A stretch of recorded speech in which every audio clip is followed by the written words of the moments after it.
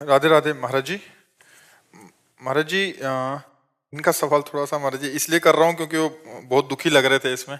महाराज जी कह रहे हैं कि मेरा सवाल है कि प्रेम में अंतिम बार असफल होना और विरह में जलना असली प्रेम है या प्रेम को पा लेना असली प्रेम है। महाराज जी कह रहे हैं कि आज इनके जिनसे प्रेम करते थे उनका विवाह है तो और सामाजिक और परिवार के सम्मान के लिए विवाह कर रहे हैं, बट ऐसी परिस्थिति आ रही है कि मैं इतना जल रहा हूँ कि 3 दिन पहली बात तो हम तुम्हें खुली बता दें, संसार में प्रेम है नहीं।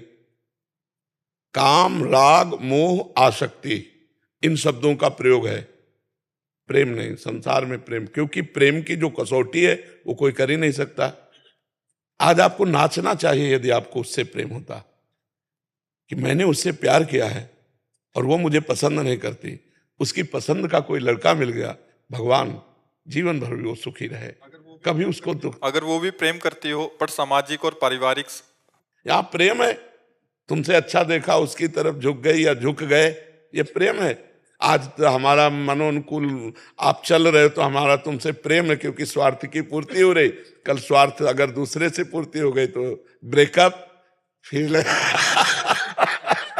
यहाँ भाई प्रेम नहीं है, यहाँ प्रेम नहीं, यहाँ प्रेम नहीं है। बेकार आंसू मत बहाओ, भगवान के लिए रो, काय के लिए रो।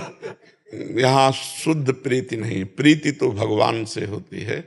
ये मनुष्यों से स्वार्थ होता है, राग होता है, काम संबंध होता है, आसक्ति होती है। प्रेम नहीं, प्रेम का शब्द कलंकित किया जाता है यहाँ।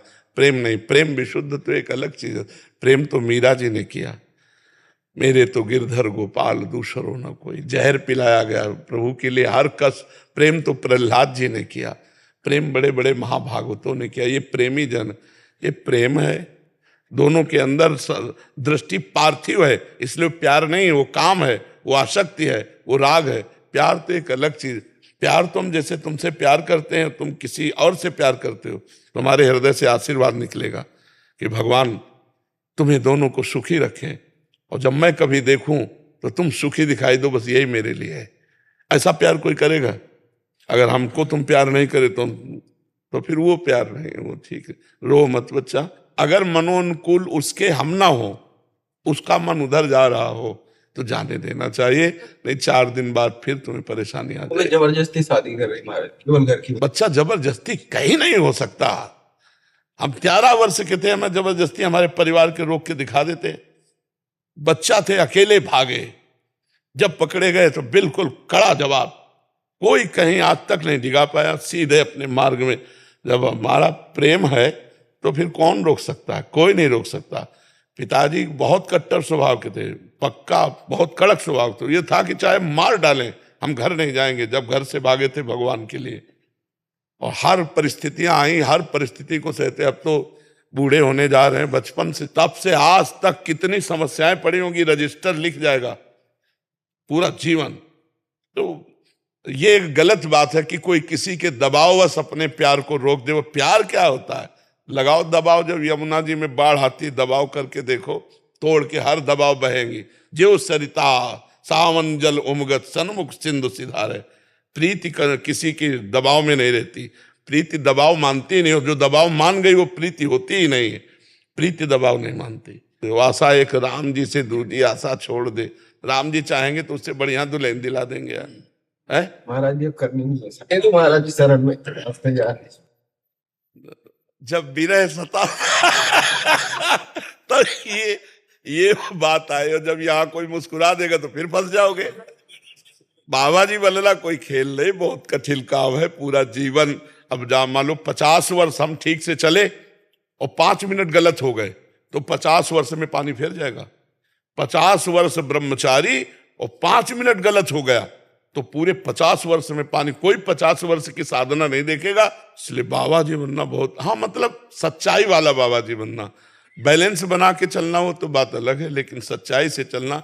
और भगवान की तरफ मुड़ा भी ऐसी घटनाओं से जाता है, कोई दिल तोड़ दिया या कोई संपत्ति नष्ट हो गई या कोई प्रिय का बिछो हो गया, कई तरह के, तो फिर मुड़न होता है। या कोई ज्ञान विज्ञान, जैसे हमारा था तो पूर्व जन्म का कोई भजन था, भगवान के भजन के प्रभाव से केवल एक बात थी, मुझे भगवान चाहिए, मुझे भगवत प्राप्ति चाहिए। मेरा कोई ऐसा मित्र, हम जिसकी तरफ देखते माँ ये भी मरेगी, पिता ये भी मरेंगे, यार तो है कौन अपना? तब अंदर से आता भगवान, तो उनको कैसे प्राप्त करें? तो पूरा जीवन भागते भागते भागते भागते अब विश्राम मिला है वृंदावन में, पायो परम विश्राम लाडली जी के चरणों में। तो आज से तुम राधा नाम जप करो। 1.5 साल से महाराज जी आपको सुन रहा हूँ, तभी मन को शांति मिली। हाँ, नाम जप करो, राधा राधा राधा। और अगर दुल्हन चाहिए ईमानदारी से, वही चाहिए जिससे नहीं, अब कोई नहीं चाहिए महाराज। हाँ, तो बढ़िया, एक दुपट्टा दो इसको इस बात पे, और नाम जप करो। अब रोना मत, रोना तो प्रभु के लिए रोना है, झूठे प्यार के लिए क्या रोना यार, झूठे प्यार के लिए नहीं, ठीक है। हाँ, और कुछ इधर उधर सोचना नहीं कि विरह व्यथा में कुछ मतलब आगे कदम उठावे, गलत कदम उठाना नहीं। ये शरीर बहुत कीमती है, भजन करो। और लाखों लोगों का जीवन तुम्हारे हाथ में है भाई। ट्रेन चलाते हो, आना जाना आना जाना, एक ट्रेन में 10-20 हजार, तो 10,000 ज्यादा ही हो जाते हैं। हाँ, तो अब अगर तुम विरह में हो गए तो सब विरही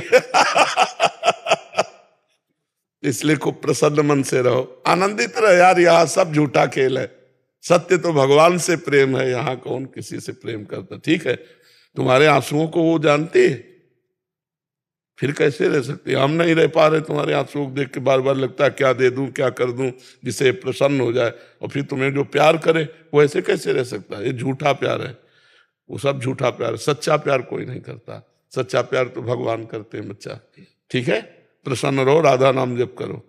महाराज जी, इसमें थोड़ा सा इन्हीं का समाधान कर रहा हूँ, उससे किसी भी प्रकार से संपर्क करने की कोशिश नहीं करना चाहिए, नहीं करना चाहिए, बिल्कुल नहीं करना चाहिए, नहीं करना चाहिए। जब देख लिया कि रास्ता उसका और है तो आशीर्वाद देना चाहिए और बच के निकलना चाहिए कि तुम्हारा जीवन मंगलमय हो, तुम जहां जा रहे हो उसी के होके रहो, सुखी रहो। अब हम तुम्हारे रास्ते में कभी नहीं आएंगे, नहीं, बिल्कुल अच्छे से चलो। ये अब विघ्न नहीं। प्यार, अगर आपने कुछ प्यार किया है तो उसके लिए अब निर्विघ्न रास्ता दे दो कि आप जाओ, हमारा आपसे किसी भी तरह का कभी मिलान नहीं होगा, कभी भी। अगर नेत्र भी मिल जाए तो नेत्र झुका लिया, मानो हम पहचानते ही नहीं तुमको, ठीक है। अगर वो संपर्क करने की कोशिश नहीं, कदापि नहीं करना चाहिए। संपर्क करने की जगह अब ये व्यभिचार हो जाएगा, अब गलत हो जाएगा। किसी के जीवन में, जैसे तुम्हारे जीवन में ये घटना घटी तो तुम सह नहीं पा रहे हो, और जब दूसरे के साथ ब्याह हुआ, अगर वो तुमसे संपर्क कर रही तो उसका जीवन कूड़ा हो जाएगा, ना वो तुम्हारी रह पाएगी ना उधर की रह पाएगी। इसलिए बिल्कुल नहीं।